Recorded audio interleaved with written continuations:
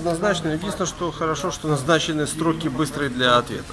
То есть сказали неделю, были переданы, скажем так, информация, на основании которой единственный выход — это закрывать завод.